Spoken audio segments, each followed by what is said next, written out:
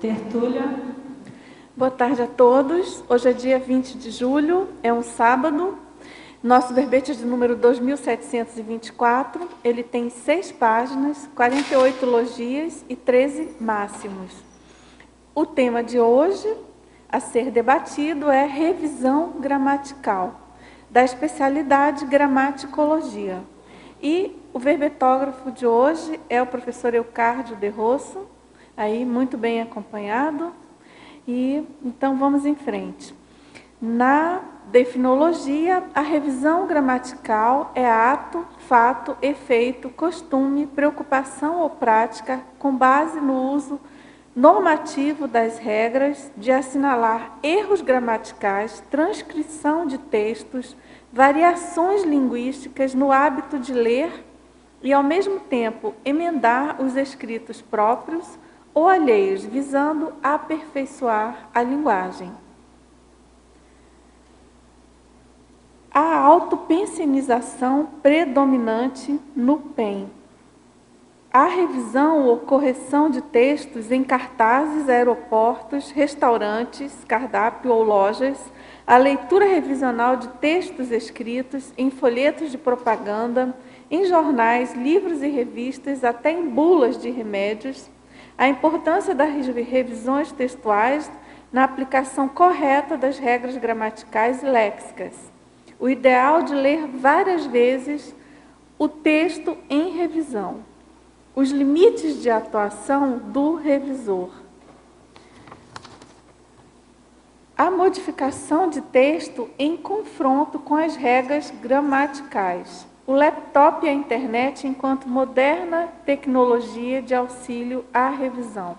A contínua atualização de provas impressas.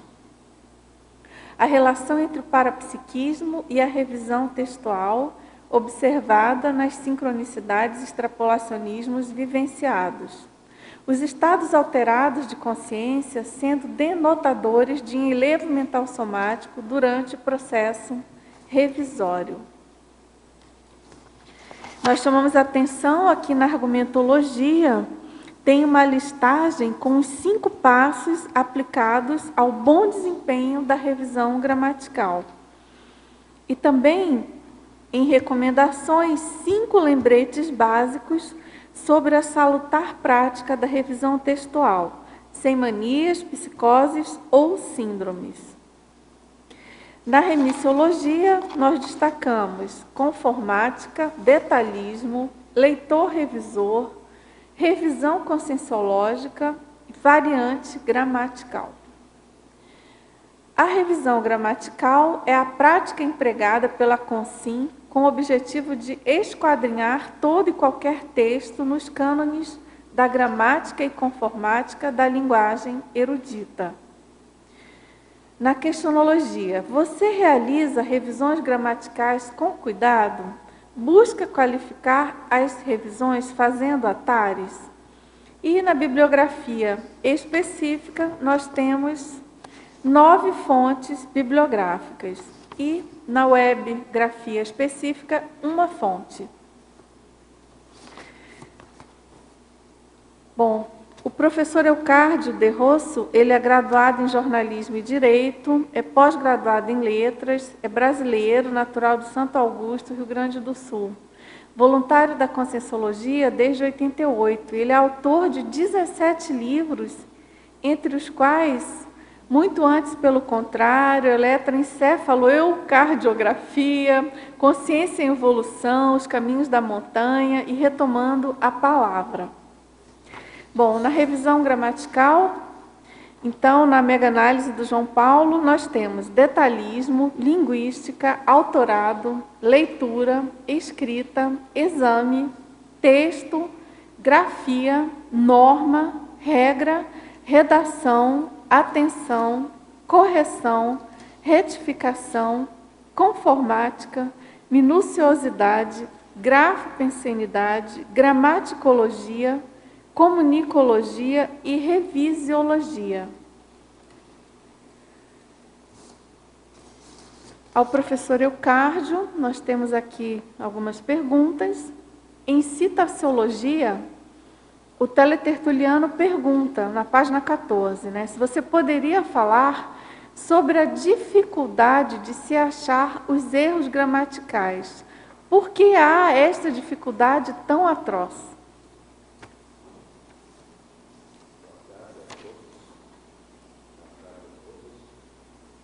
Tá ligado? Alô, boa tarde a todos.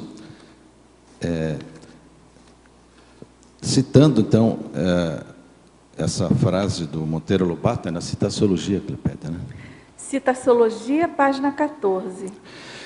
Que o erro só aparece quando o livro ou a obra está impressa. Então, o cuidado depende tudo da qualificação da pessoa que escreve, que revisa ou que edita, porque é um trabalho conjunto, né, que exige esforços, visão, atenção, como é dito ali no final, várias qualidades que os trabalhadores na área de edição de livro têm que ter. Então, apesar de todos esses cuidados, sempre haverá erros finais, até porque a gente é humano e é passível de erro em qualquer oportunidade, em qualquer trabalho realizado. Agora, na fatologia, na página 15, na terceira linha, a implicância em corrigir quem fala ou escreve errado. E ele então comenta: hoje muita gente escreve errado porque lê pouco e tem pouca base educacional. Em razão disso, aparecem muitas barbaridades no que lemos. Como podemos ler com este olhar revisor e não ter esta implicância? Para isso, necessariamente, a gente tem que ter o que diz aí a primeira linha da fatologia, a gente tem que ter os olhos de revisor. Não basta, então, somente saber a gramática, mas precisa ainda, como esse olho do revisor é um verbete de um dicionário de indústria gráfica. Então, diz que esse olhar, né, não é só o poder de concentração, a inteligência, a perspicácia do revisor. Exige conhecimento da língua, das normas ortográficas e, sobretudo, exige cultura. Então, para que não aconteçam esses erros, a pessoa tem que começar, desde o início, muito tempo de estudo e, principalmente, manejo da gramática, das regras, para que não aconteçam essas barbaridades que ocorrem. Eu tenho, inclusive, uma série de erros em todos os setores, na internet, na rádio, no jornal, em folhetos, tudo baseado no desconhecimento ou na falta de prática revisional. Ele continua, né, sobre a mesma pergunta e coloca: dessa maneira não viramos cúmplices dos erros alheios? E ele pergunta: dá para falar com jeitinho ou não falamos sobre o erro, né? Não, isso eu tenho como norma, desde que me conheço por gente, de verificar, quando me chama a atenção, chamar a atenção, mas muito discretamente, educadamente, até em tom de brincadeira, assim, para não magoar a pessoa ou achar que a gente está se intrometendo, sendo maníaco, sendo sindrômico, sendo chato, principalmente para evitar esses epítetos e essas qualificações. Então, a gente deve, até para evitar que outras pessoas façam ou vejam, e de modo que se possa deixar em público ou ao léu assim menos erros possível. Então, eu tenho essa prática desde pequeno. Quando me chama a atenção, eu vou. Até eu dizia antigamente que eu iria até o Papa se eu enxergasse um erro no escrito dele, mas como é muito difícil, a gente tem que se contentar com as nossas autoridades mais próximas. Então, eu tenho casos engraçados que eu posso contar ao longo desse debate. Na sindromologia, página 16, primeira linha, ele pergunta: você já teve sinais e sintomas da síndrome da psicose do revisor, sendo escritor há décadas? Sim, eu tenho, inclusive, na bibliografia, está citada uma crônica que eu fiz justamente sobre a síndrome da psicose da revisão. Está no meu site. Aí eu falo, né, desde o início, como eu tinha essa mania, até quase uma psicose, de revisar sempre com profundidade.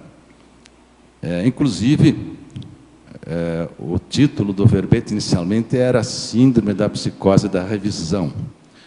Mas aí, como se tornou muito nosográfico e poderia trazer muita coisa negativa, eu fui amenizando um pouco, até por sugestões de várias pessoas, transformei até em mania de revisão, mas depois mais uma sugestão de que ficasse apenas na revisão gramatical. Eu revi tudo e passei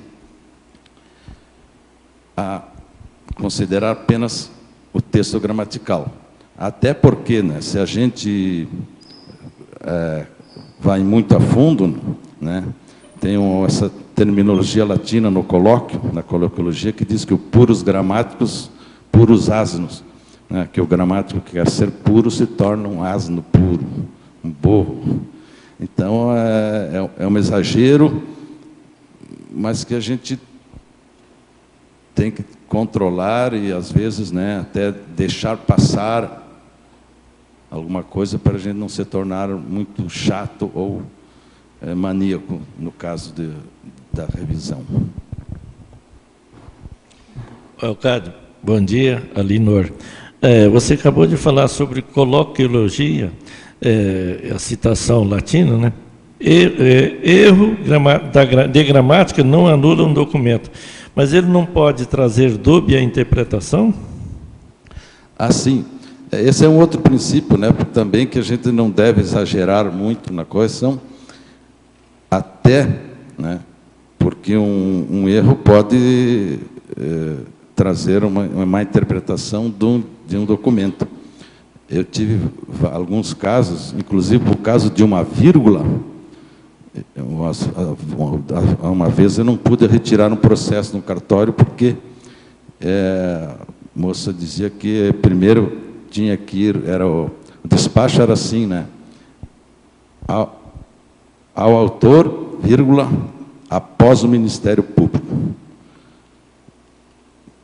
Então, aí ela, por causa dessa vírgula, não me liberou o processo e eu tive que esperar que depois do Ministério Público pudesse verificar e dar carga no processo.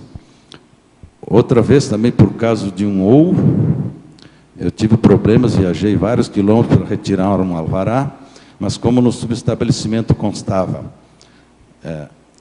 fulano ou fulano, aliás, constava fulano e fulano, eu e mais um colega, quando fui retirar o dinheiro no banco, não me foi permitido, porque esse E indicava que eram duas pessoas e que os dois deveriam estar presentes ao ato da assinatura.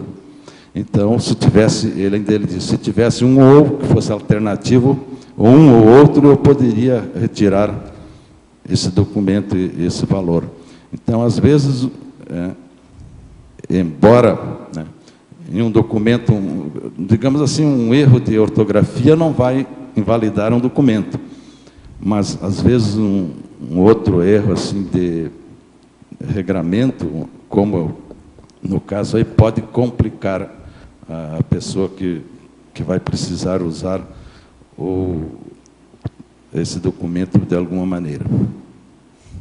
Obrigado. Isso ocorre muito no meio jurídico, onde tem muitos interesses implícitos ali, né?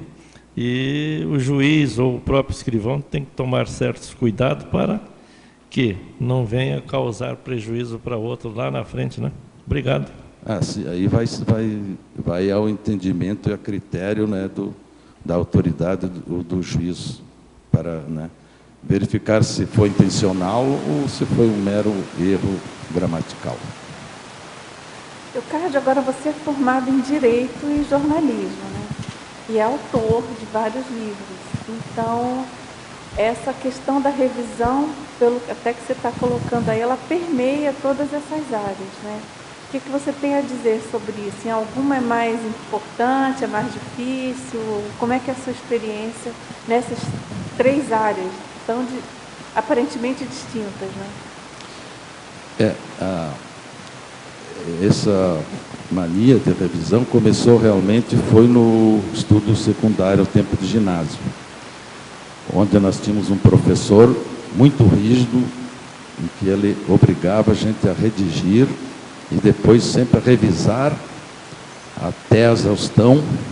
Inclusive, eu fiquei sabendo que um colega se recusou a fazer a revisão e foi expulso do colégio por causa dessa desobediência. Então, ali começou realmente esse interesse e essa facilidade para a revisão.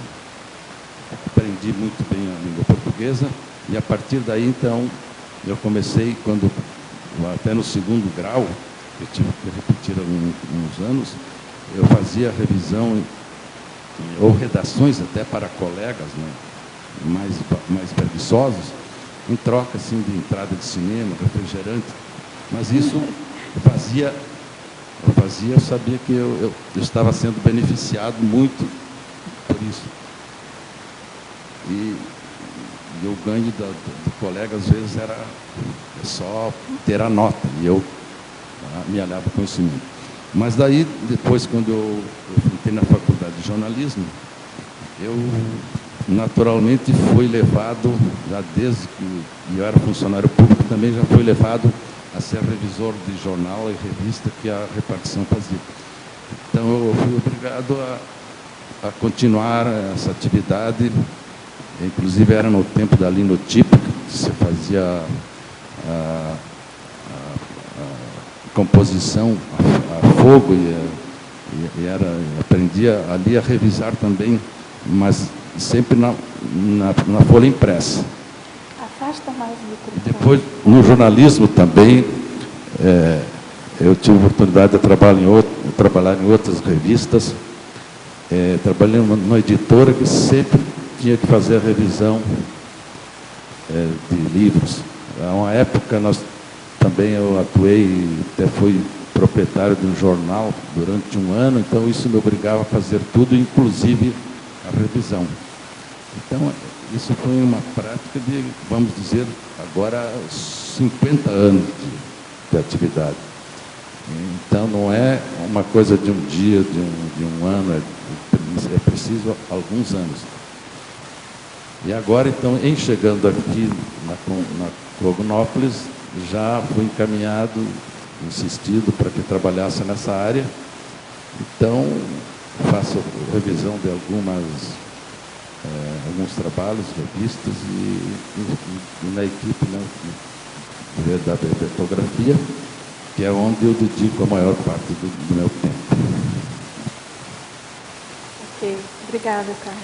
Leocádio, na parafatologia, no último item, na página 15, você colocou os estados alterados de consciência sendo denotadores de enlevo mental somático durante o processo revisório. Aqui, a existência da equipe extrafísica, amparo de função, é sobre isso que você quis colocar ou falar? Justamente quando a gente se envolve nesse trabalho de revisão, principalmente em grupo, a gente começa a participar desses estados alterados, fica em estado de enlevo, estado de que aí as coisas fluem. Então, quis chamar a atenção que realmente pode a gente até ficar em uma espécie de transe revisional, né? Tanto assim que, às vezes, né, em grupo, quando a gente está corrigindo algum trabalho de um autor mais qualificado e com pouquíssimos erros, quando a gente encontra a gente vibra, no sentido de que conseguiu, né, localizar um errinho.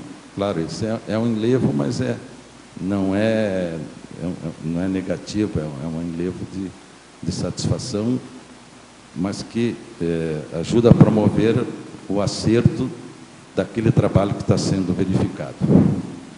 E na sinergismologia, o segundo sinergismo entre texto inteiriço e texto refinado. Poderia explicar um pouco sobre isso? O texto pode ser quebrado, pode ser inteiro, né? Rígido, bonitinho, inflexível. E aí ele tem a sua validade. E, por outro lado, pode ser um texto fino, né?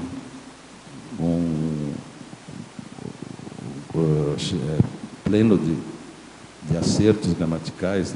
Nesse sentido que eu quis destacar esses dois itens, né? Que eles são sinérgicos, porque tanto um como o outro evolui para o crescimento e o surgimento de um texto definitivo, né, muito bem elaborado e que talvez possa até, né, ser agradável aos olhos do leitor. Agora, em fatologia, na página 15, segunda penúltima linha. Aborde o laptop e a internet enquanto moderna tecnologia de auxílio à revisão. Eu coloquei esse item até por sugestão de uma colega, mas no sentido de que ele não seja o único e definitivo e certeiro, né, aparelho tecnológico para auxílio à revisão, porque às vezes o computador também erra, ou ele pega a palavra que não é a que a gente procura, e se a gente vai só atrás da tecnologia do laptop, computador, ou no caso de um próprio site de revisão, a gente está sujeito a cair numa armadilha. Então, deve ter todo o cuidado para que esse aparelho, além da gramática do regramento todo, seja apenas um auxílio para a melhoria e ampliação da revisão. Não pode ser considerado o único instrumento. Certo. Eucádio, eu queria que você fizesse algumas colocações aqui na sua segunda enumerologia, aqui na página 15. Você faz a enumeração sobre as normas, né? As diversas normas. Ia ser bom você dar uma palhinha, principalmente para os leigos em revisão, para os iniciantes na escrita da língua portuguesa, você dá uma geral sobre essas diversas normas e em que isso pode ajudar na revisão e na qualidade da escrita. Está falando aqui da enumerologia, nos recomendações itens referentes às normas. Não. Página 15, enumerologia. Sim. O último parágrafo da sua enumerologia. Quando você cita as normas morfológicas, léxicas, dá uma palhinha do que são essas cada norma dessa e para que elas, enfim, para que elas servem, né, no sentido de qualificação da revisão e da escrita, principalmente para o iniciante, para o leigo. Então, as normas morfológicas são aquelas regras gramaticais básicas, né, da forma da palavra, da escrita. As normas léxicas são no sentido da união das palavras, da análise sintática das expressões. As normas sintáticas também são da formação das palavras, das frases. As normas da ABNT são as regras que regem os trabalhos técnicos, geralmente, né, que tem certos regramentos que devem ser respeitados.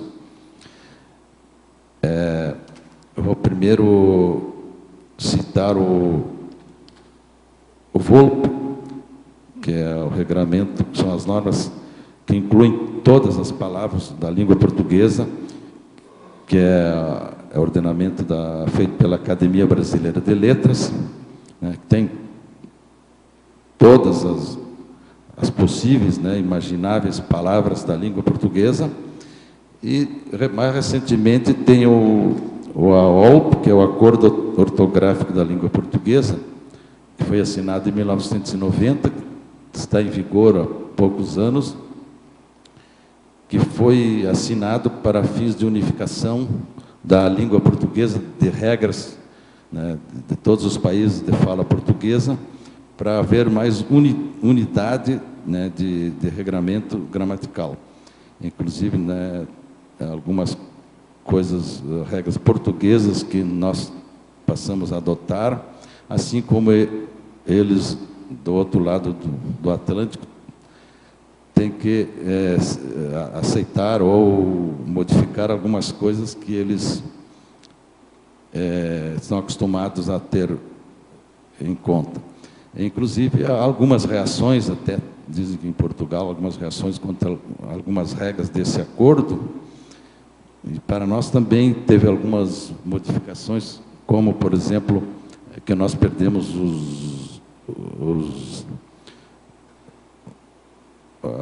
da sequência, por exemplo, os acentos, os dois acentos, como é que chama? Tremas. Trema, que nós tínhamos na nossa língua, que lá em Portugal não existe, e também foi considerado a possibilidade de aceitação de duas versões, por exemplo, de objeto e objeto, dicto e dicto, que lá em Portugal eles usam muito o CT.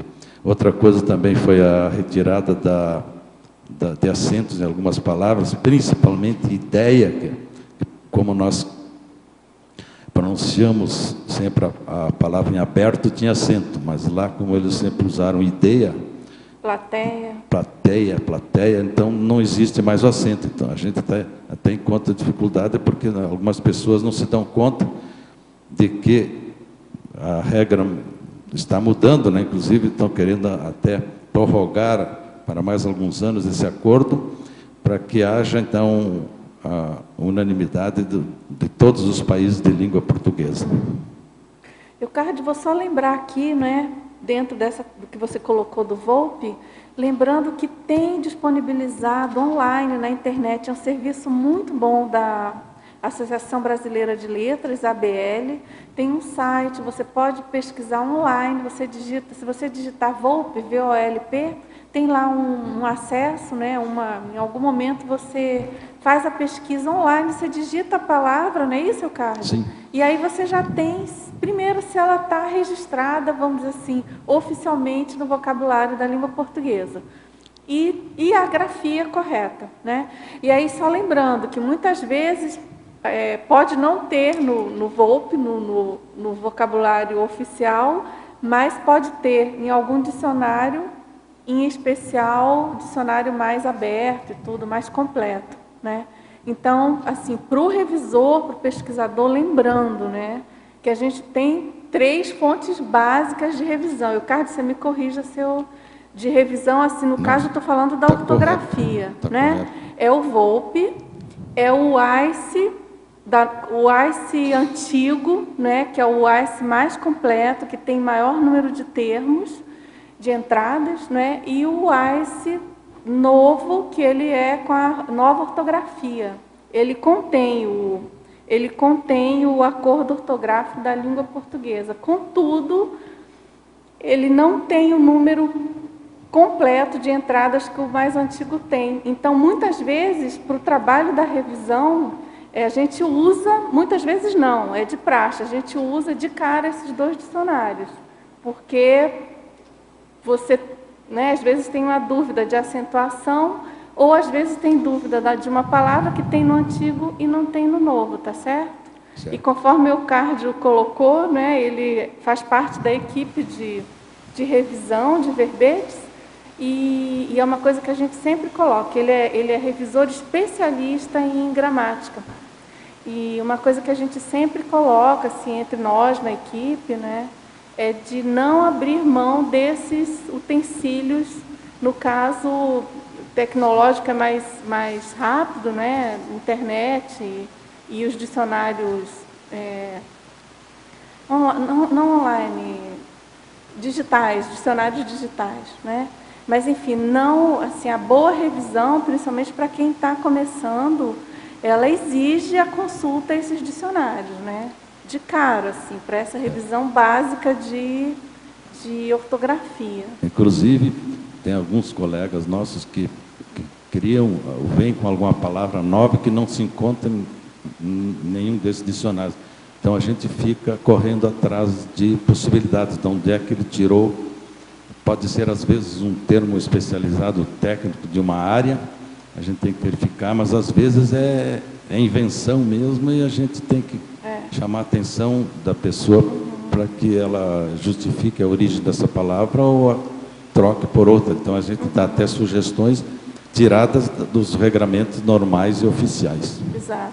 E, claro, né, tem aquele mito do Google, né? Muitas vezes a palavra não existe no Google, você faz as maiores buscas super avançadas, precisas, Google Books, Google Acadêmico, e não tem.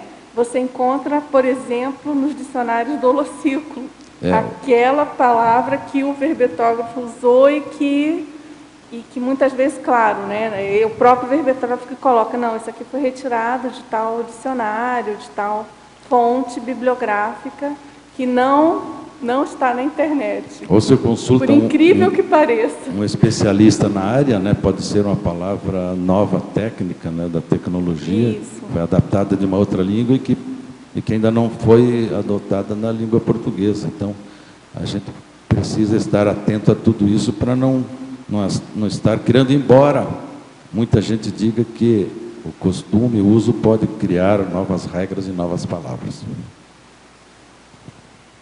O Eucárdio, professor Eucárdio, gostaria de que você comentasse na teoriologia, na página 15,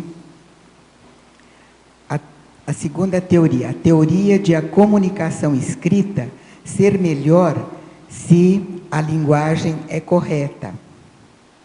E fazer uma associação com o efeito, que é na mesma página, efeitologia, tem o efeito esclarecedor do texto corrigido. Assim, é evidente que a pessoa mais esclarecida, ela vai, né, entender que se a linguagem é correta, escorreita, como se pode dizer, ela vai ser melhor comunicada e a pessoa vai entender melhor se ela também tem algum conhecimento. É evidente que se a pessoa não tem tanto conhecimento, ela vai se estrepar, como se diz, né, nessa linguagem muito qualificada.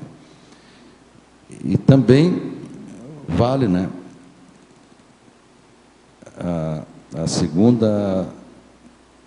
o segundo efeito, né, que é o efeito esclarecedor do texto corrigido. Então, se um texto corrigido escrito, ele pode dar melhor comunicação, evidentemente que ele vai trazer melhor entendimento e esclarecer melhor ao leitor, que é a finalidade principal de um texto. Correto? Sim. Você quer dizer que, se o texto tiver corrigido, o que o leitor vai gravar não é só a ideia, ele grava também, ele também aprende com o texto escrito, com a gramática do texto.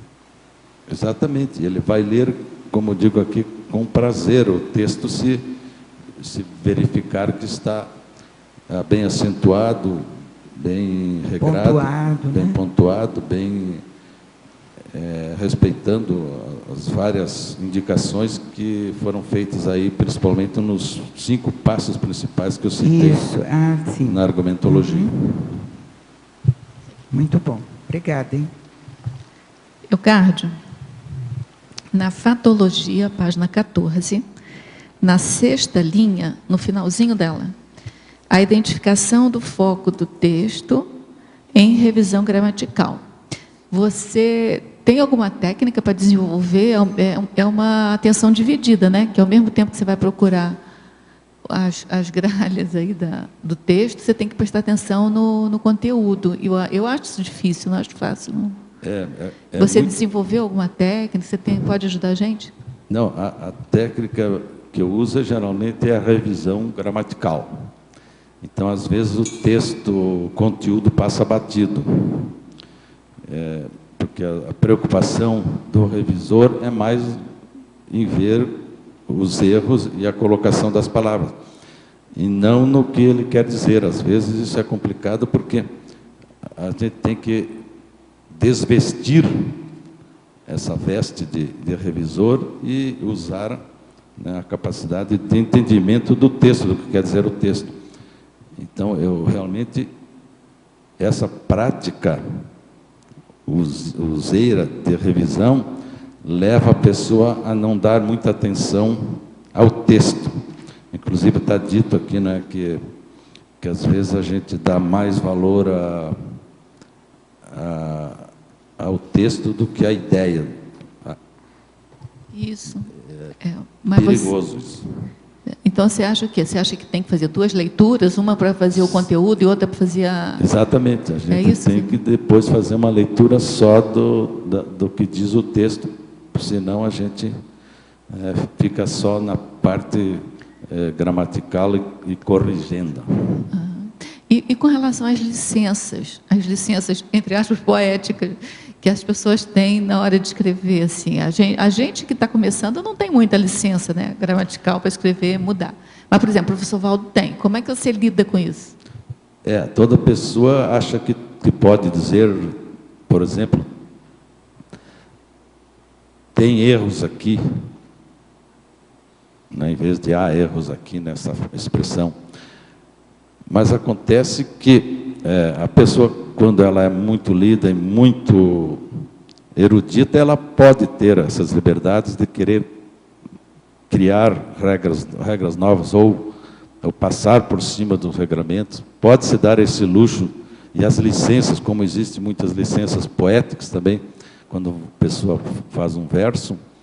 Então, há que considerar isso, que a pessoa erudita, que lida muito tempo com as regras, escreveu muito, ela pode, porque com o uso, né, se for muito usado, pode se tornar uma regra geral, depois que é reconhecida pelos gramáticos ou pelos dicionaristas. Como estilo pessoal, mas talvez, né?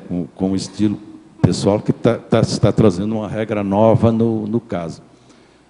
Mas aí, imagina se todo mundo quisesse fazer isso, todo mundo que se acha um pouco erudito, conhecendo um pouco de regramento, escreve muito, começa a ter essa ideia de criar, passar por cima das regras ou ter licenças. Aí a gramática viraria uma colcha de retalhos.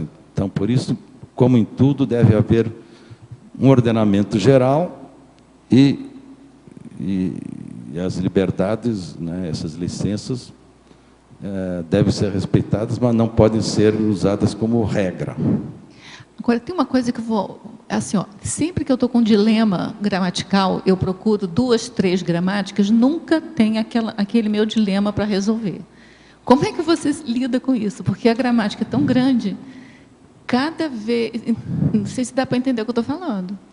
Existe uma infinidade de dúvidas gramaticais que não tem gramática nenhuma, não tem dicionário nenhum, não tem livro nenhum. Como é que você lida? Não, isso ocorre, a gente...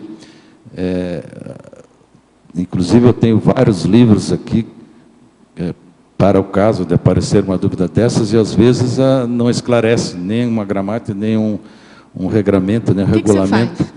a gente tem que ir ao bom senso e achar pelo sentido e pela, como nós dizemos no jornalismo, pela analogia de uma outra expressão, de uma outra regra, a gente aplica essa regra no caso, em caso, como se diz. Ou pelos costumes, né? Se um costume se tornou muito usual, ele se torna uma regra e a gente depois tem que analisar. Até esses dias, por exemplo, com relação ao verbo visar, né? Esse dia ocorreu uma dúvida lá que a gente não chegou à conclusão, mas aí vamos aplicar uma analogia, porque visar direto ou indireto, né? É objeto direto, mas se eu viso um objetivo, aí vai a crase e o ao. Então, como era um objetivo que a pessoa tinha visando a prática disso, então a gente colocou a crase ou o ao, no caso. Mas há controvérsias, né? Pode ser direto também, nesse caso. Pelo Isso. que diz o dicionário. Tem umas insoluções assim que... Porque tem muitos casos que não há consenso entre os linguistas, né? Então, complicado. Tem inclusive esse livrinho aqui, português, dúvidas em português nunca mais, mas Nunca mais? mas não, Nunca mais será Nem tanto. resolvido. mas Ele esqueceu de completar, nunca mais será resolvido. tem algumas coisas que realmente nem aqui tem a solução e a gente fica num brete sem saída e tem que aplicar então o que a gente entende de melhor para preservar pelo mínimo o princípio das regras gramaticais. Agora aqui, tem na teoriologia, a última teoriologia, a teoria de os textos científicos serem sempre corretos e exemplares. Essa teoria, você pode falar um pouco dela? Sim, é o entendimento de que todo o escritor de um termo técnico, ele é formado em faculdade, né, necessariamente deveria saber escrever bem português, mas geralmente não ocorre isso. Até poderia ser transformado isso em mito, né? Aqui está como teoria, mas poderia ser um mito de que todo trabalho técnico-científico é bem escrito, mas geralmente não ocorre, porque a gente vê em inúmeros trabalhos que a gente apreciou, inclusive eu trabalhei muito com trabalhos de engenheiros agrônomos que não sabiam escrever muito bem. E na própria CCCI há casos, né, de pessoas altamente qualificadas que ainda têm deficiência em muitas regras, em muitas coisas que poderiam melhorar na linguagem e obrigatoriamente, às vezes, a gente tem que corrigir para poder colocá-las dentro dos cânones da gramática e da conformática da língua. Tá, você falou em mito. Aí tem um mito. O primeiro mito também, eu queria que você falasse qual a intenção sua aí de colocar esse mito. O mito dos valores, crenças e ideologias nos textos revisados. Isso aí, você pode dizer, é a questão do revisor, né, mais antigo, mais rodado, que, né, pode colocar nos textos revisados essa espécie de valores, crenças e ideologias.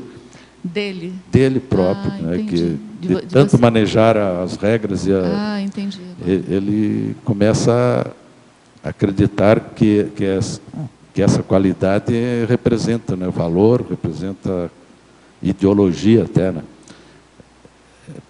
Pode ser até um pouco depreciativo, um pouco maníaco, um pouco doentio até, mas não deixa de ser um mito. Agora, a última coisa, na página 17, em passos, você colocou 5 passos. Você faz uma leitura para cada passo desse, ou você vai fazendo durante a leitura esses 5 passos simultâneos? Como é que você faz o seu procedimento?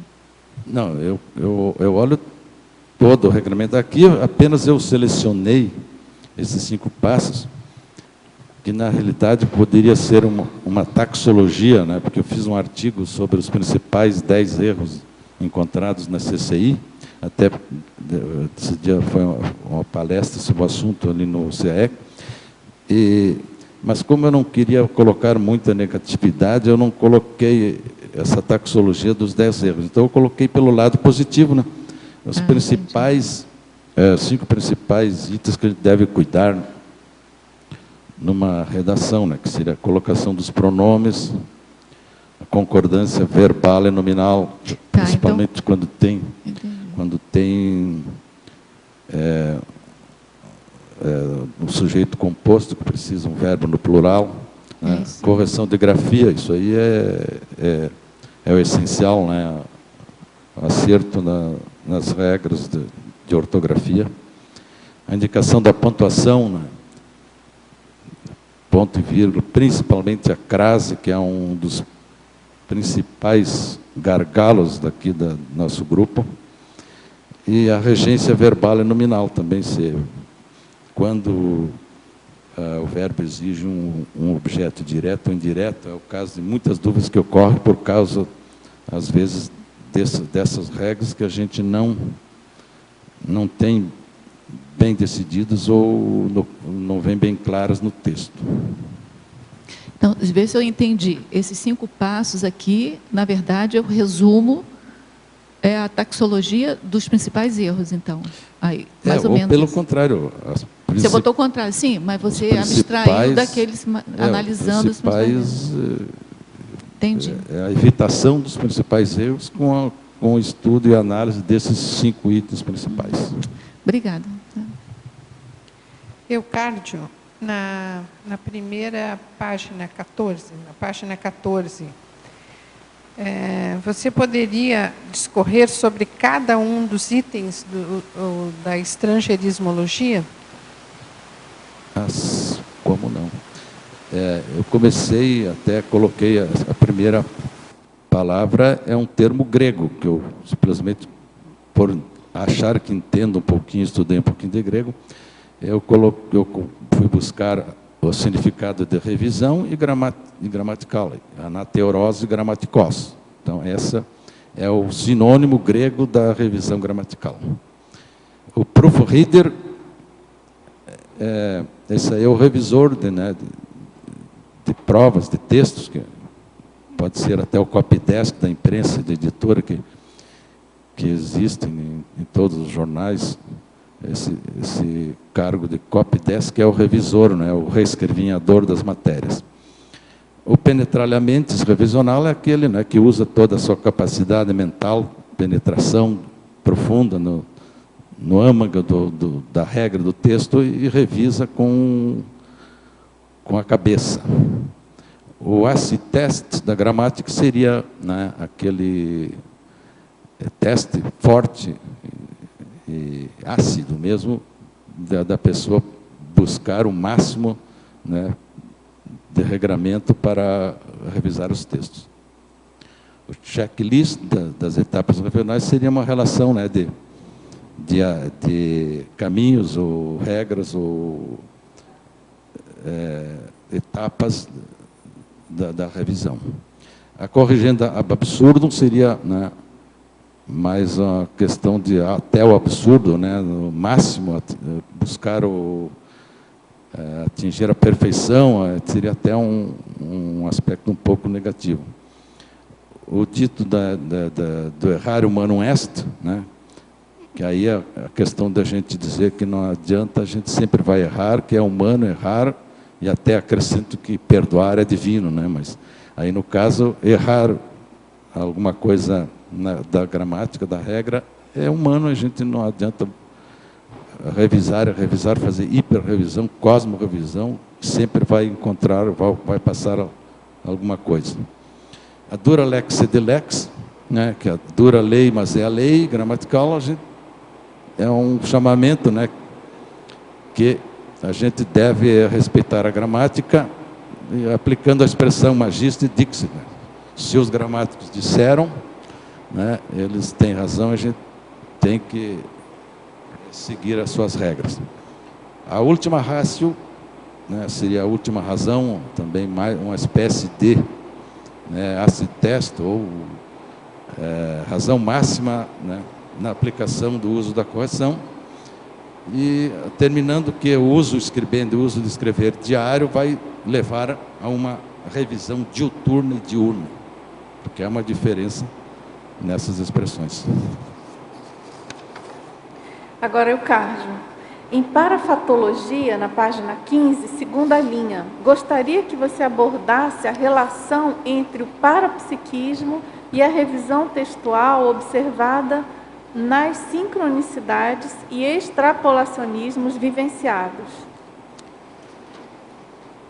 Isso seria mais para os parapsíquicos, né, que trabalham com isso, que talvez eles tenham, né, durante a revisão, a capacidade de, né, enxergar, ver melhor os erros se usar o parapsiquismo. Eu tenho, eu uso um pouco de intuição, inspiração, né, e espero estar sempre, né, com o amparador de função para realizar essas tarefas, para que a gente possa, então, melhor observar, né, aquilo que é sincronicidade e aquilo que às vezes extrapola, né, ao nosso próprio entendimento, que a gente tem que estar sempre bem preparado, né, e antenado para observar, né, todas essas atuações.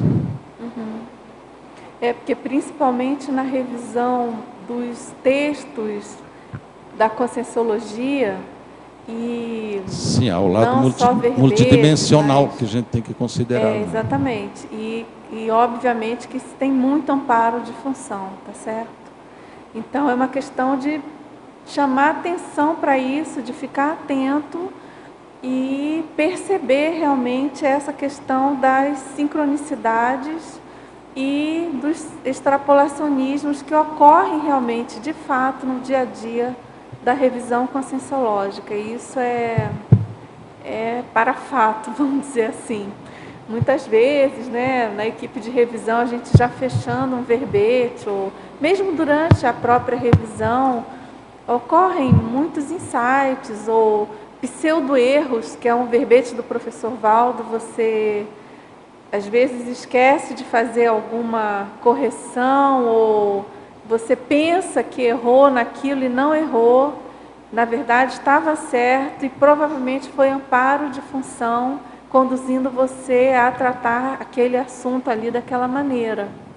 E também muitas vezes ocorre essa questão, né, Eucárdio, que você colocou em parte, de você estar ali, ter aquele insight, aquela intuição, aquele flash muito rápido sobre alguma palavra, alguma coisa, você vai em cima do lance ali, tem algum Isso. problema. É uma palavra que diga melhor do que está escrito, né, ou sugerida pelo autor. E às vezes, eu não sei se acontece aí com vocês, mas comigo acontece uma coisa engraçada, que parece que às vezes eu pego um caso verbete, né, que é o que eu tenho mais experiência de revisão. E parece que fica com pisca-alerta, alguma coisa ali em algum trecho do texto. E muitas vezes eu penso que é alguma coisa, o problema é aqui, mas não é em outro local, mas aquilo meio que engasga ali, o texto engasga. E eu já percebi também que é um tipo de sinalética, vamos dizer assim, é amparo de função ali ajudando, mostrando que tem alguma coisa. Ou também que acontece, eu não sei, os revisores consolidadores, não sei também com vocês, mas na hora de fechar o texto, de fechar o verbete, muitas vezes eu fecho, acho que está pronto, mas eu não tenho vontade de emitir, de mandar ele em frente. Parece que, não sei, tem alguma coisa esquisita. Aparentemente não, está pronto, está ok. E aí eu resolvo abrir, não. Aí eu resolvo, abro, pego o verbete, deixa eu ler de novo esse verbete e pego erros crassos que passaram por todo mundo, toda a equipe, por mim, obviamente também. Segunda revisão. O amparador vem e dá aquele, é o dedo do amparador, né? Olha, isso é sério. Então, eu acho que dentro dessa pergunta, né, Eucárdio, não sei o que você acha, mas eu acho que é fundamental, tanto para quem está revisando, quanto para quem está escrevendo, realmente buscar esse entrosamento e esse despojamento parapsíquico, né, de mexer com as energias, de tranquilizar o holossoma, de pensar na questão da existência da sincronicidade. É uma questão da gente pescar mais ou menos, da gente estar naquele fluxo, né, e não desperdiçar essa oportunidade, porque, na minha opinião, o momento da escrita conscienciológica, do início até o final da publicação, e aí passando por todos os profissionais, né, é uma oportunidade enorme, absurda, de você desenvolver, de você atuar e trabalhar com a questão da multidimensionalidade, assim, que se tem amparo de função, não tem por que não ter amparo de função para o que vai ser publicado. É o contrário. A gente sabe que tem. É um interesse geral, né? E todo mundo que já mexe com isso sabe. Então, por que não participar de modo mais lúcido desse mecanismo assistencial aí, multidimensional da produção conscienciográfica, né? Em qualquer item que seja, né? Qualquer item da revisão, em qualquer fase da revisão, ou da escrita, ou da publicação. Levar em conta essas inspirações, que às vezes são realmente necessidades de amparo. Isso. Eucárdio, ali na página 15, na sinergismologia, você colocou o sinergismo comunicativo forma-conteúdo. Gostaria que você ampliasse, no sentido também de vocês, equipe da revisão, e dica para quem está iniciando. Esse sinergismo também pode ser a interação, né? Conteúdo-forma ou forma-conteúdo, que ambos são importantes, né? Quando se faz um texto,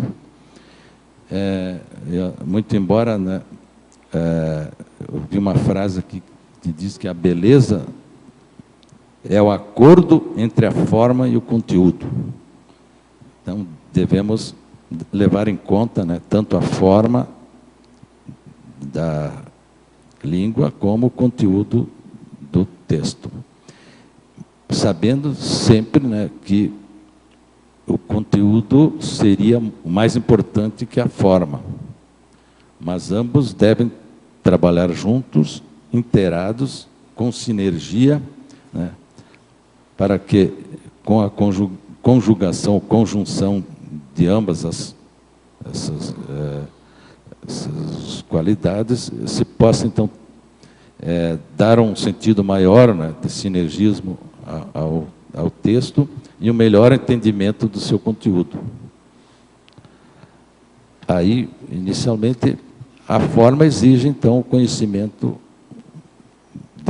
de muitas regras de gramática, e o conteúdo vai exigir o conhecimento, a pesquisa do assunto a ser tratado. Então, tanto um como o outro são importantes na confecção de um texto.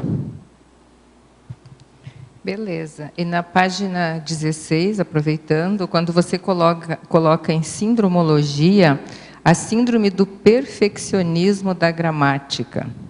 Como trabalhar com essa síndrome? Porque a gente sabe que é complicado, né? A gente vê um erro, quando a gente lê alguma coisa, dá aquela dor no olho, né? Como se diz.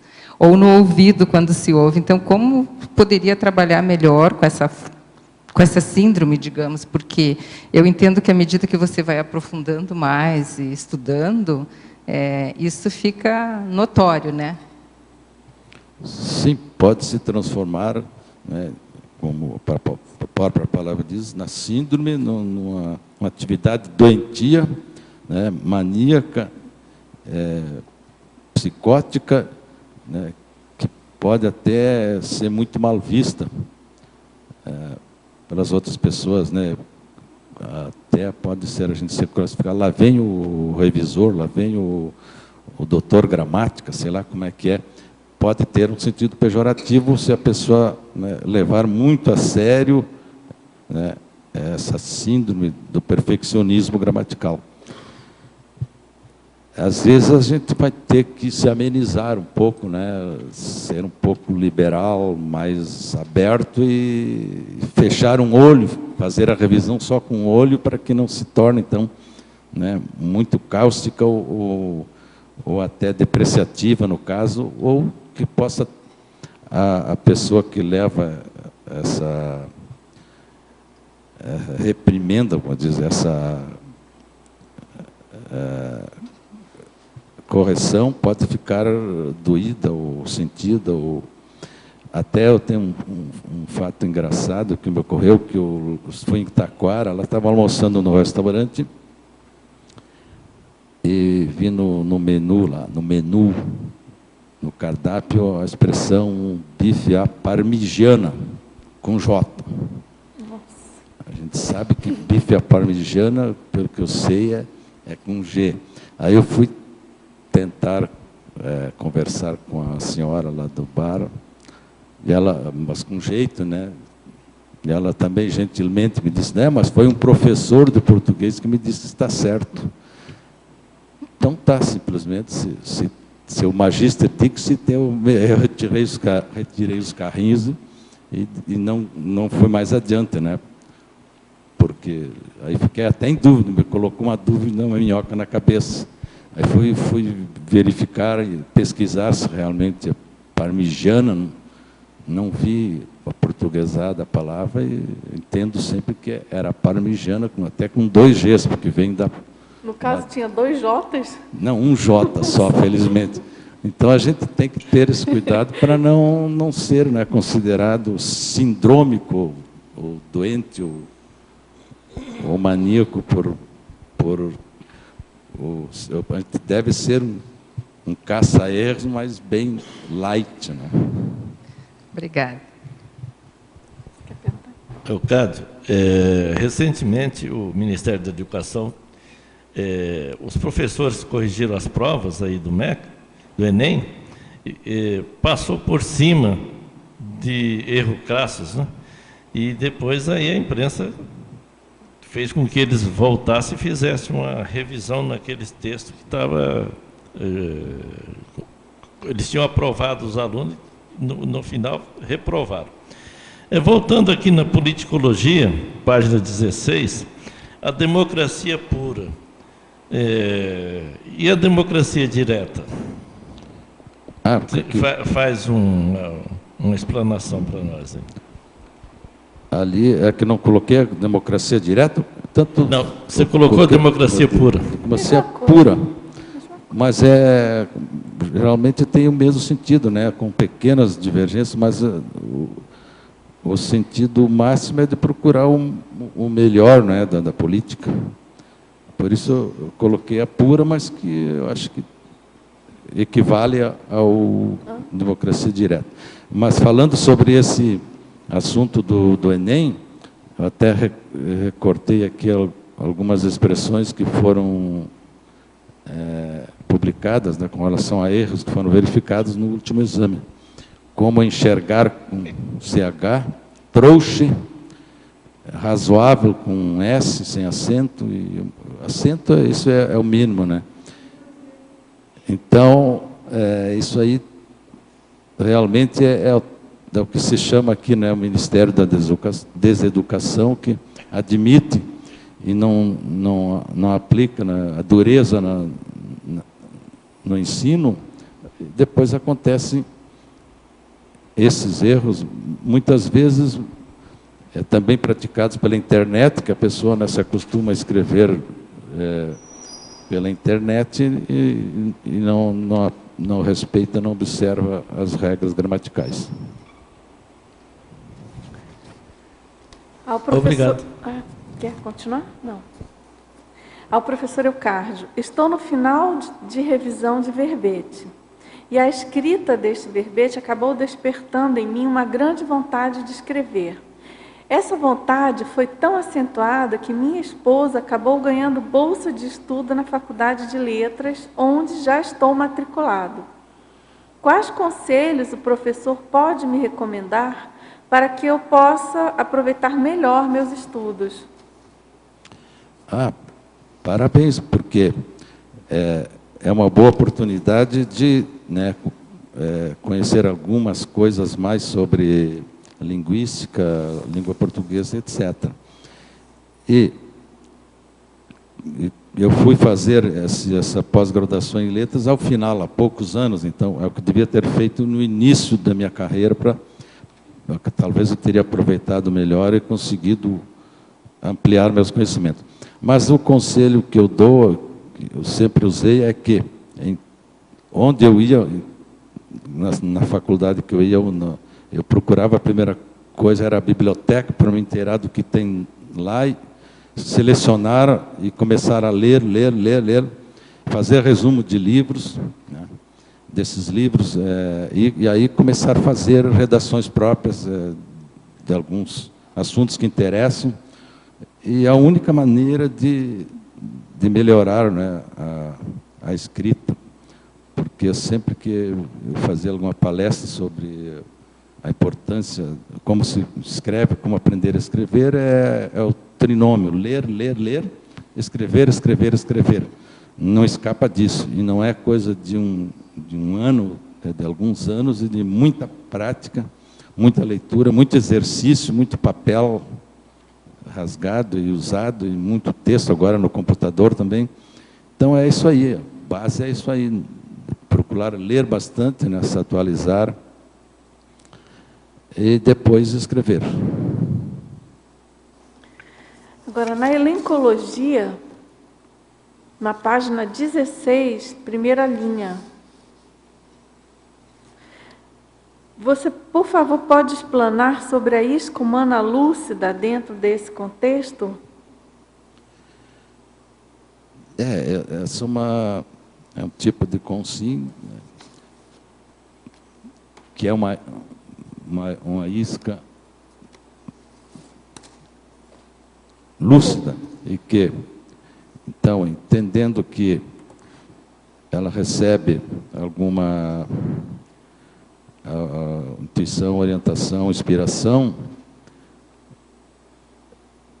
ela é escada para realizar alguma tarefa, e não pode se deixar obnubilar ou levar pelo assédio, ou pela Pela pessoa própria tem que ter, escagem, né? tem que ter discernimento para distinguir, né, por que aconteceu essa escagem, e sair-se bem, né, com a aplicação do uso das energias conscienciais, como é destacado aqui, né, no item 3, né, que deve ter atenção à mobilização das energias. Qual o item 3, Eucádio? Você pode explicar melhor? Nas recomendações. Você está se referindo aos 5 lembretes básicos sobre a salutar prática da revisão textual. Aproveita e comenta esses 5 lembretes. O número 1 é atenção, né? Então, isso inclui concentração, disciplina e os cuidados necessários para que, né, a tarefa possa ser realizada com sucesso. Esse cansaço, né, é usar a sutileza de não fazer a revisão quando se está cansado, porque aí surge a tal da síndrome da psicose do revisor, que a pessoa está querendo terminar um assunto, está com um volume de 800 páginas, então quer terminar num dia, 2 dias a revisão, e começa a querer fazer tudo ao mesmo tempo, em pouco tempo, e aí começa a pessoa até dormir sobre o papel, e aí não consegue fazer uma boa revisão se a pessoa está cansada. Isso já foi destacado também em outros itens aí do verbete.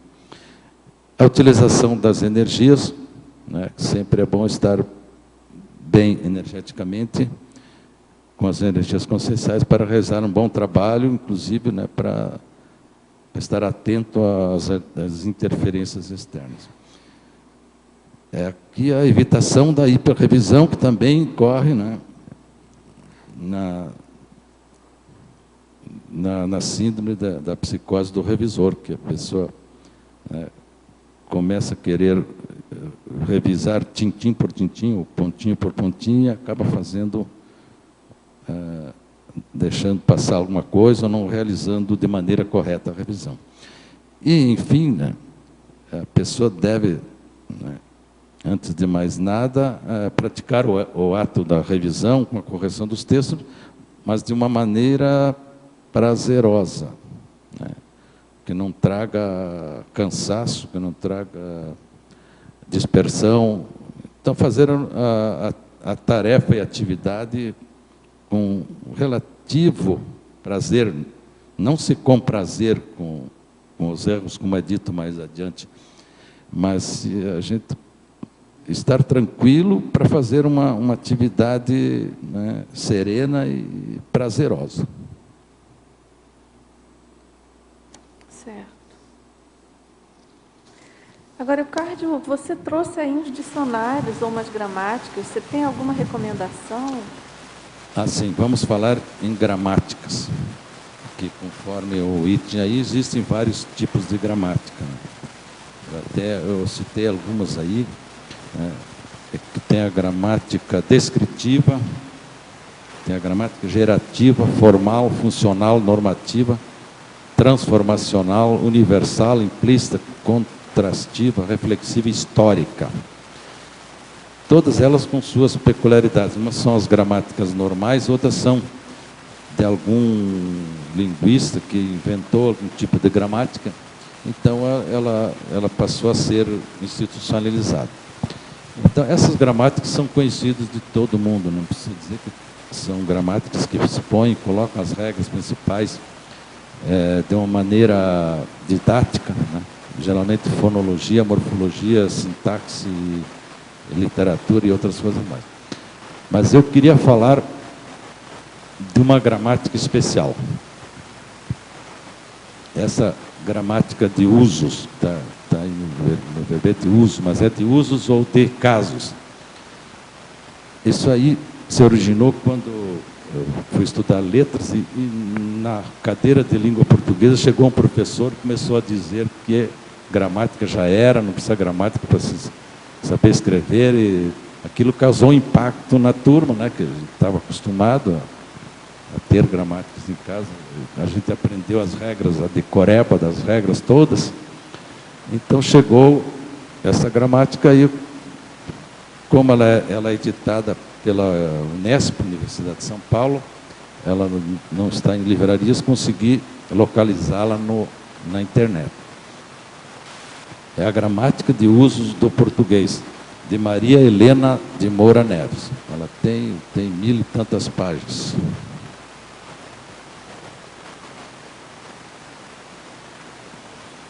Uma entrevista com ela é considerada uma das melhores. Sim, então, e ela parte, realmente ela desconstrói a gramática, porque ela começa a partir, né, dos textos dos escritores a desenvolver e explicar as regras gramaticais, né? Então começa com verbo, substantivo, adjetivo, advérbio, artigo, pronome, artigo definido, vai indo, né, as preposições, conjunções, tudo ela começa explicando, né? Explicando com um texto de um autor, até o de uma revista, como aqui tem, por exemplo, da Veja, né? Os pais se desesperam, mas o psicólogo explica que eles devem ser compreensivos com os pequenos. E aí ela passa a explicar o porquê esse verbo tal sentido. Então, é uma gramática nova, né? Mas que, para a gente mais estudada e desenvolvida no assunto, ela explica, inclusive tem a explicação do este e aquele, que a gente sempre encontra dificuldade. Ela tem um item especial aqui, né? Que ela explica, por exemplo, o este refere-se mais diretamente ao falante. E aí vem um monte de exemplos, todos aqui nesse prédio dependem de mim. Quando explica esse, também ela vai explicando o significado, o que se refere, e sempre com exemplo. Não tem a regra em si, mas conforme a ocorrência do texto, da retirada da citação do autor, ou de um jornal ou revista, ela vai explanando. Assim é toda a gramática assim. Na realidade, depois que a gente passa a conhecer e adotar esse tipo de estudos, fica melhor a gente entender a gramática, não fica aquela gramática que começa com... Carlos, a gente tem que decorar as regras. Na minha opinião, de leiga, vamos dizer assim, em termos de gramática, uma das maiores dificuldades que eu vejo para consulta de gramática é encontrar o que você precisa encontrar. Tanto é que esses dicionários de dificuldades da língua portuguesa, muitas vezes, eles são mais práticos, porque são indexados por ordem alfabética, né? E essas gramáticas mais técnicas, para a pessoa que não é muito afeita a essa busca, fica um problemão, porque como você vai procurar ou como você vai achar aquela dúvida, né? Você tem alguma dica sobre isso? Essa gramática, por exemplo, ela é mais simples nesse sentido. Que dicas você daria para ajudar a gente na busca? Essa gramática é mais avançada, né? Ela tem índice remissivo, porque algumas gramáticas têm índice remissivo, ajudam, mas nem todas. E aí, como é que classifica, né? É isso que eu ia perguntar, como é que ela classificou o dicionário dela? Como é que ela fez o índice dela? Não, o índice é pelas próprias palavras, adjetivo, função do adjetivo, e assim vai. É um índice normal. Porque aí, se você não sabe o que você está procurando, se é adjetivo, se é pronome, a pessoa que não sabe não encontra. Para a definição do que teria que se consultar, então, a gramática normal. Mas, realmente, só a gramática não resolve. Então, a gente tem que procurar livrinhos, guia prático do português correto. Eu tenho a impressão que a gramática do Sacconia, que ele tem no final do livro, o índice remissivo, e aí funciona a gramática dele. É uma gramática pequenininha, mas funciona por isso. Tem livros sobre nova ortografia, tem um livrinho específico sobre a crase, então a gente tem que ir se especializando. Guia do revisor, tem um aqui que é só sobre a arte de escrever. Então, a gente tem que ir pescando nos vários livros, nos vários particularidades de cada regra, porque a gramática realmente não contém todas as regras e não resolve todas as nossas dúvidas. E os dicionários, às vezes, também a gente vai consultar uma palavra e não encontra a concordância, ou se ele é objeto direto, indireto. Então, a gente sempre tem que ter os auxiliares, esses livros que tratam de outros assuntos, mas que às vezes a gente encontra uma regrinha especial. Por exemplo, eu sempre achava engraçado porque venda à vista tem crase e venda a prazo não, e a gente não diz venda ao prazo, então não precisaria ter crase venda à vista. Mas aí, num livrinho desses, veio a definição de que se usa venda à vista com crase para se diferenciar de venda da vista, do olho. Venda à vista, venda ao olho. Então faz sentido. Aí eu passei a entender por que essa diferenciação. Ricardo, a respeito de venda à vista aqui no Brasil, né? Porque em Portugal é sem crase. Pois é. Os brasileiros. Então essa aí eu não sei, não está no acordo, né? Que deviam unificar, né? Pelo menos definir se é um ou outro. Outra coisa também, ensino à distância, que a gente usa muito aqui. Alguns gramáticos dizem que é com crase e outros sem.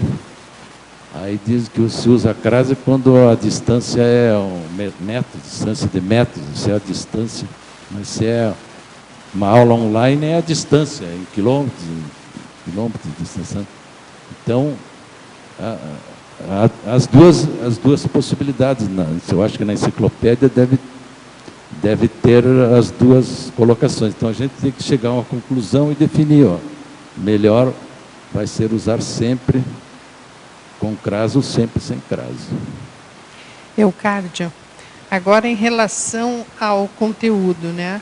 A isenção do revisor. Eu acho que tu deve ter tido experiências enquanto dono de jornal, que tu te referisse, e outras situações. Como é que funciona essa isenção em relação às ideias que o revisor está trabalhando? Isso quando são diametralmente opostas às dele. Como é que funciona isso? Pois é, aí tem que usar o bom senso. Depende se o revisor, o copydesk, está representando o patrão, ele vai ter que adaptar o texto, né, à ideia, à vontade e à filosofia. Agora, quando é jornal, eu acho que é mais tranquilo, porque tem uma orientação, a linha editorial, ela segue alguma orientação, né, do colegiado, enfim. Mas quando é um texto particular, ou revisão de um livro, ou de um artigo a ser publicado, né, enquanto a pessoa é só revisora. Aí vai ter que ver, né, qual é a intenção.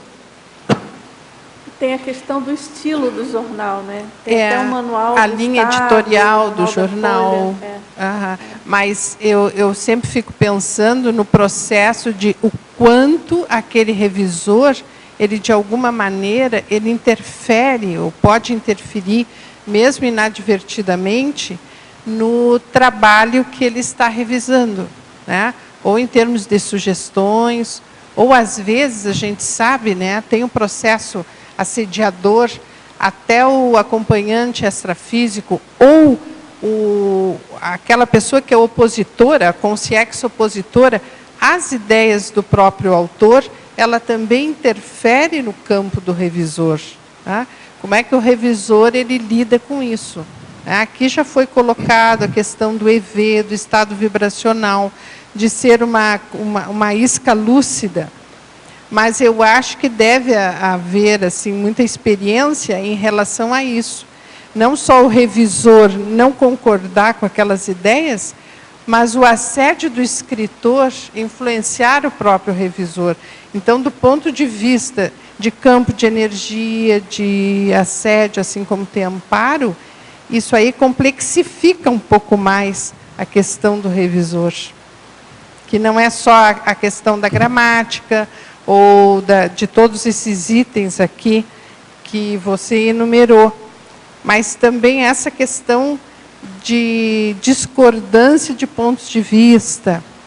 Eu queria saber como é que funcionou no teu caso, né, com a tua experiência.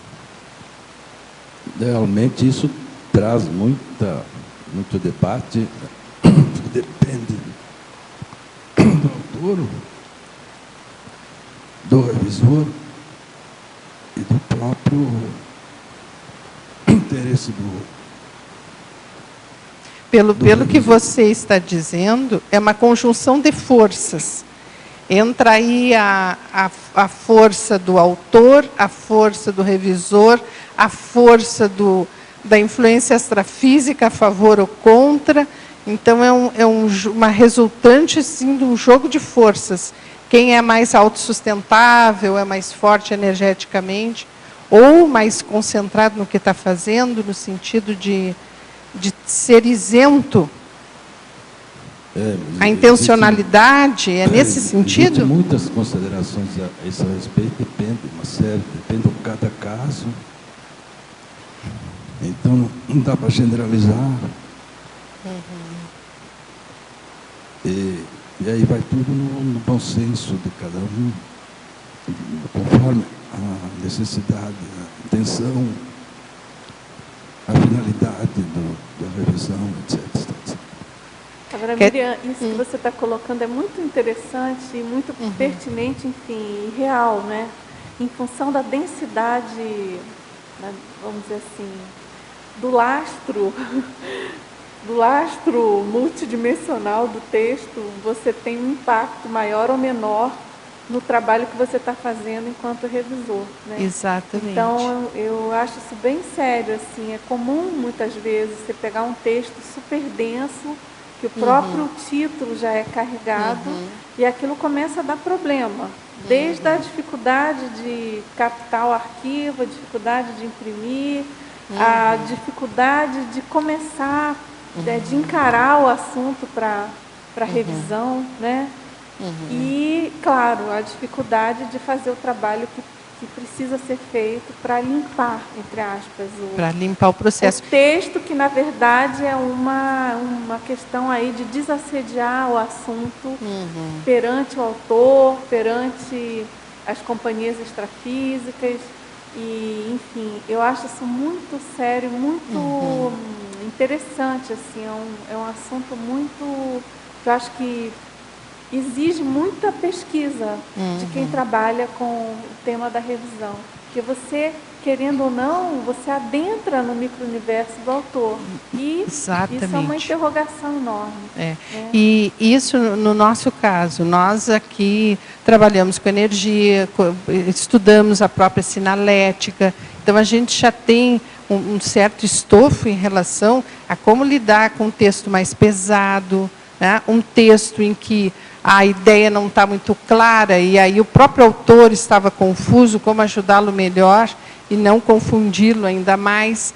E aí eu fico pensando no revisor que não conhece o processo bioenergético, das interrelações, até o processo de autodefesa, o próprio EV, não é? Que desassimila tudo e ainda ajuda o autor na clareza das ideias, como o processo fica mais problematizado. Né? Então, o quanto as técnicas conscienciológicas nos ajudam enquanto revisores. Né? Aquela questão de fazer EV antes, durante, depois. Assim, porque é natural. Exatamente. Você fazer assim com Exatamente. Com o texto que você tá E no intuito de compreender o que o autor quis dizer com aquilo ali, a gente vai, né, se aprofundando na holosfera do autor. Exatamente. E vai assimilando com ele quase que intensa e constante enquanto o material está conosco. Então, isso é uma coisa muito interessante para ser estudada. Eu posso citar só um caso que me aconteceu, dá bem a ideia dessa importância ou não da revisão. Eu fiz uma reportagem uma vez sobre trigo numa revista em que trabalhava, toda pesquisa, tudo para participar de um concurso. Aí o revisor mudou totalmente o texto, acrescentou, tirou, e eu fiquei um pouco assim, ressabiado com ele, né? Mas qual não foi a surpresa quando a reportagem ganhou um prêmio lá de reportagem de jornalismo. E aí eu fiquei na dúvida, eu divido o prêmio com esse revisor ou não? Ou levo a vantagem? E eu fiquei, naquela época, eu não conhecia muito bem a cosmoética, eu agradeci a ele e fiquei com o prêmio. Não sei se agi direito, né? Isso até hoje me chama a atenção esse fato, né? Porque ele melhorou a coisa e eu estava achando, reclamando. E no fim, né, isso me beneficiou e recebi um prêmio bom naquela época. Agora, Eucárdio, tem uma pergunta aqui que você já comentou, mas acho bom você responder de novo. Por favor, explique o primeiro item da estrangeirismologia, a anateorose grammaticos. Justamente isso aí é um sinônimo da revisão gramatical, né, que eu procurei nos dicionários gregos, adaptei a palavra à linguagem portuguesa, né, porque eu não tinha as letras gregas, mas é a mesma coisa que revisão gramatical. Interessante. E também tem uma outra pergunta na parafatologia que você já comentou. De todo modo, é uma outra tertuliana, né?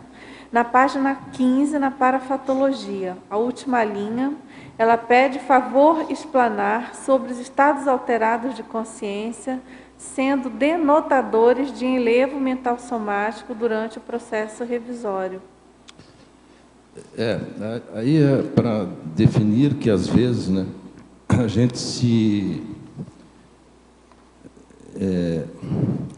afunda, se coloca, vai tanto na revisão que acaba, né, sofrendo um elevo, sofrendo estado alterado. Você está falando da atmosfera, de você adentrar nessa atmosfera mental somática e, Isso, e aí e mergulhar no texto, e aí você entra nesse estado alterado, é isso? Isso, vai ter uma espécie de enlevo que facilita até o trabalho, de modo que possa sair melhor e com mais possibilidade de realizar realmente a TARES, que é a principal finalidade da nossa revisão. Certo. Eu gostei muito dessa sua citaciologia. Você pode comentar se você tem alguma experiência, né, igual que o Monteiro Lobato está descrevendo aí na citaciologia?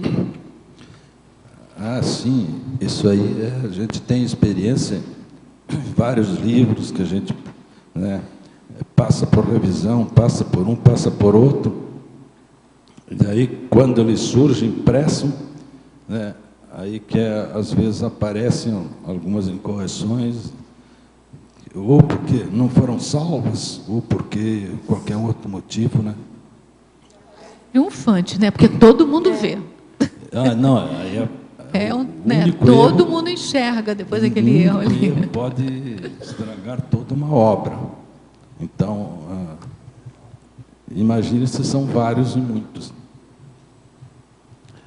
E até quando aparece um livro que não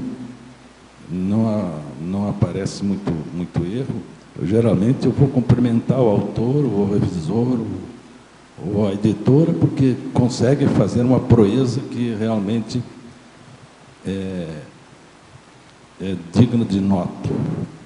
Pois é, tem uma coisa assim que acontece, assim, ó, você faz, revisa, o outro revisa, e não acha o erro. Depois de publicado, às vezes, é você que, ao abrir, a primeira coisa que você vê é o erro. Isso dá uma agonia, né? Então, como ele falou aqui, o erro aparece triunfante, eu adorei essa expressão dele. Muito boa essa citação. Porque, realmente, ele aparece triunfante, assim. É triunfante como se o erro tivesse vencido o revisor. Pois Isso, o triunfo do erro, né? Venceu todo mundo. Venceu a todos, né? Ele se torna um sujeito. Mas, Eucárdio, aproveitando aqui, a questão da incompreensão da técnica revisional que você colocou na tecnologia. É muito comum, como esse caso que você se referiu ao prêmio, etc. e tal, mas é muito comum haver essa incompreensão da técnica, aqui é da técnica revisional, e eu queria expandir a incompreensão do autor em relação à revisão. Isso é comum? Isso se tornou normal? Não, é muito comum. Inclusive, a gente passa, né? As consolidadoras devem passar por isso muito, né? Quando ela revisa alguma coisa, sugere, e o autor fica a pé naquele assunto, naquela palavra, naquela expressão, porque a considera, né, correta e digna de participar do texto. Às vezes é necessário muita diplomacia, muito jeito para convencer a pessoa de que aquilo vai deformar ou repercutir mal no texto. Eu, por exemplo, aqui na frase enfática, eu tinha colocado a palavra enquadrar, qualquer texto. Aí me foi sugerido essa palavra esquadrinhar. Eu deixei, mas só apenas fiquei em dúvida com relação à continuidade da frase. Não sei se dá para entender bem, que é esquadrinhar, e aí teria que ter mais alguma palavra aí para melhorar o texto. Em todo caso, deixei assim, se ninguém reclamar, eu aceitei e não tem problema nenhum. Enquadrar.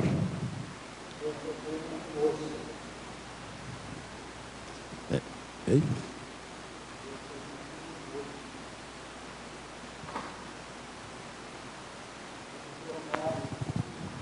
Enquadrar por esquadrinhar É difícil. é um problema nos cânones aí. Pois é, esquadrinhar, isso aí eu achei que... É de acordo com os cânones, né? Isso. Esquadrinhar de acordo com. Tá certo. O esquadrinhar significado é diferente. colocando nos cânones da gramática o formato. O enquadrar seria enquadrar, colocar nele, né? Então, Acho que a gente pode substituir, né? Podia fazer alguma coisa. Vamos É no sugerir. sentido da formatação, né?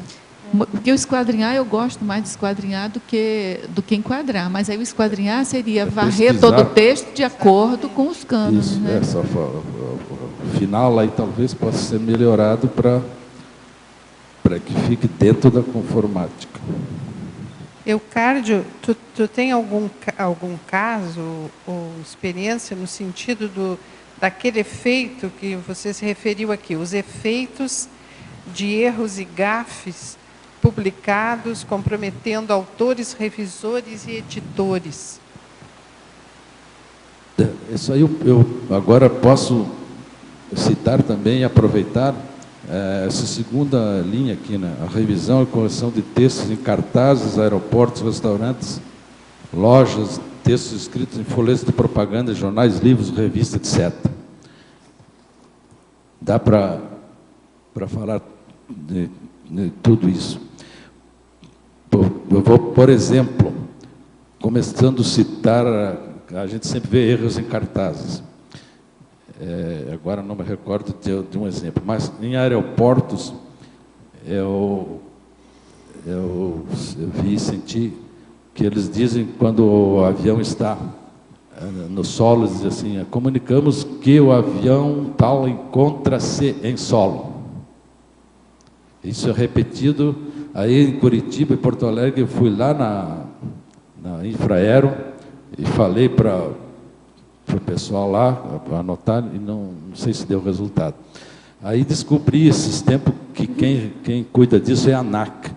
Aí mandei um e-mail para a ANAC, né, sugerindo, né, que orientasse as empresas e aos subordinados para melhorar esse texto.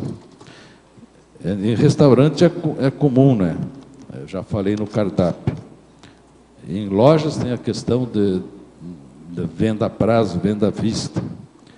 E por exemplo, eu citei aí também folhetos de propaganda. Casualmente, peguei um folheto na rua ontem, diz assim: se você está com problemas, podemos te ajudar.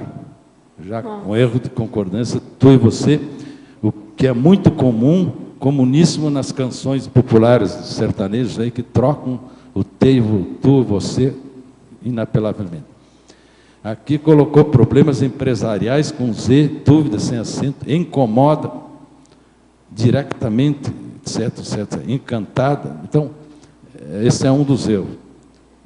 Que a gente é só examinar um texto desses de rua que a gente observa muitos erros. E em bula de remédio, por exemplo, isso sempre me atraiu e era um dos textos que eu sempre encontrava erro.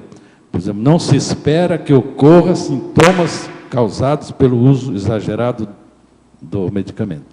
Aí já coloca um verbo no singular e o objeto no plural.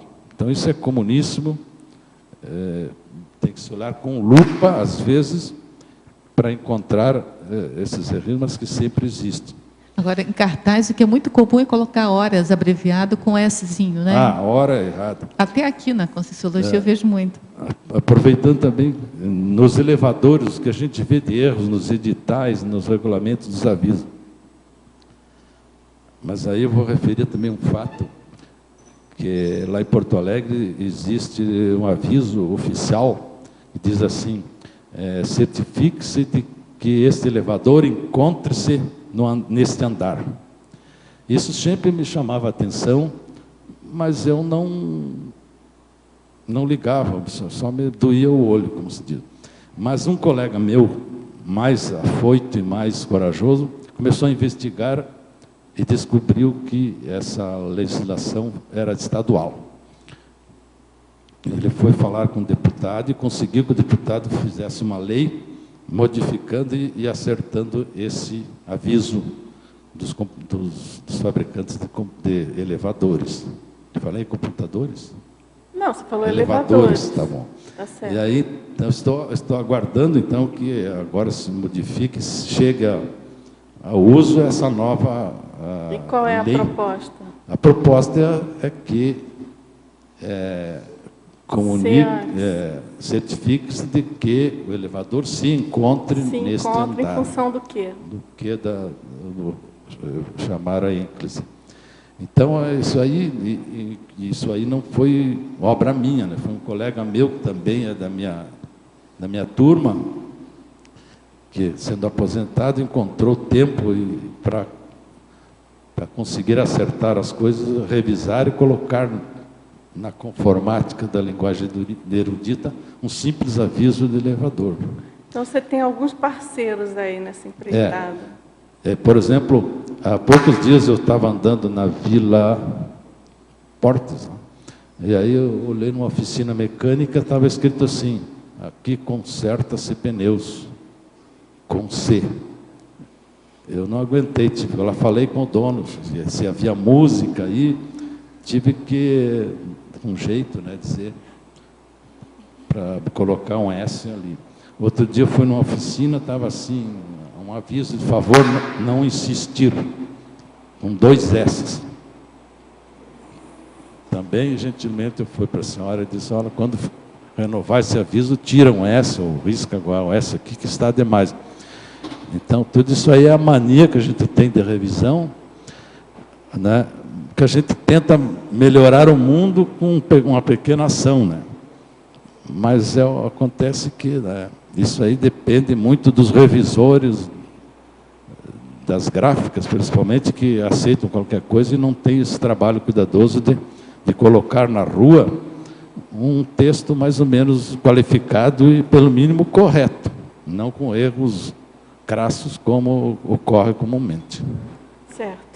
Muito bem, pessoal, agradeço a participação de todos, tertulianos, teletertulianos, a participação, os debates, e ao professor Eucárdio, aguardamos aí os próximos 100 verbetes. Então, os nossos comerciais.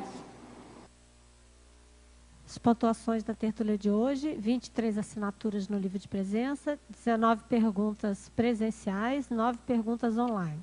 Hoje temos 2 recados. Rosa Nader, programa Verbetografia, Cícero, curso Heterocrítica. E antes, o Fernando com Amigos da Enciclopédia. Boa tarde a todos. Nós reforçamos aqui para todos teletertulianos e tertulianos sobre a importância do programa Amigos da Enciclopédia, que dá sustentação financeira para a manutenção aqui dos ambientes que nós produzimos a Enciclopédia da Conscienciologia. Você que está assistindo essas tertúlias aí, isso é patrocinado pelo associado do programa Amigo da Enciclopédia. Esse tertuliário aqui todo é mantido pelo associado. O acervo do ciclo, da holoteca, toda a estrutura que existe aqui é para isso. Então a gente convida você que ainda não é amigo para avaliar aí, se for possível, você aderir ao programa. Quem também venceu a assinatura, muita gente venceu nos últimos meses, ainda não renovou, né? Se puder renovar, que isso é muito importante para nós, então, darmos a sustentação que precisa para manter toda essa estrutura que existe aqui. É muito fácil, só ligar na recepção do SEAEC, 45 3525 2652, ou no site do programa Amigos, www.enciclopediadaconscienciologia.org, e você faz a sua adesão rapidamente. Nós agradecemos o seu apoio. Obrigado. Boa tarde a todos.